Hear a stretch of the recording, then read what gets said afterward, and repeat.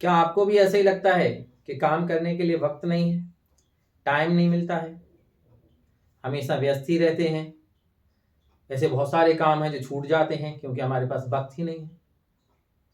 और ऐसे कई लोग होते हैं जो अपना काम भी निपटा लेते हैं, इसके अलावा अपने एंटरटेनमेंट के लिए, अपने अपनी फिजिकल एक्टिविटीज के लिए भी टाइम निकाल लेते हैं।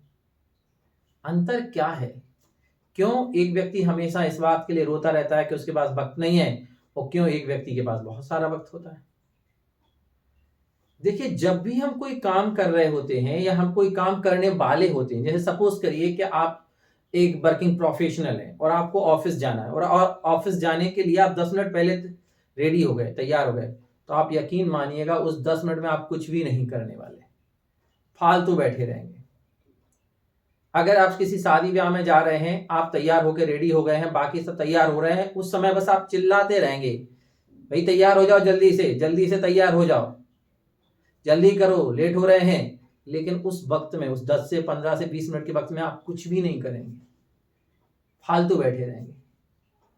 अगर आप एक स्टूडेंट हैं और आप क्लास के लिए पहले तैयार हो गए, यकीन मानिएगा आप कुछ भी नहीं करने वाले, फालतू बैठे रहेंगे।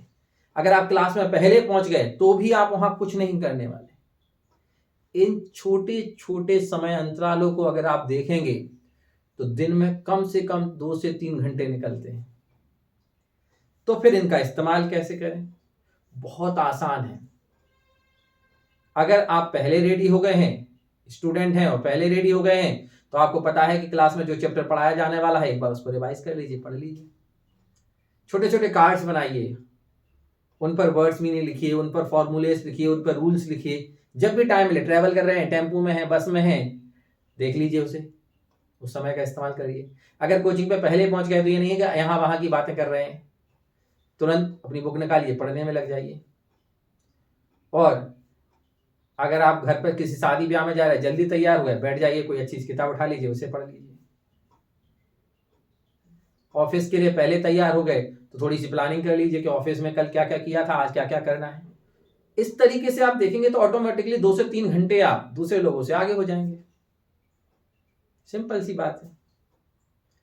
तो आप फिर उस कैटेगरी से कि टाइम नहीं है, टाइम होने वाली कैटेगरी में आ जाएंगे।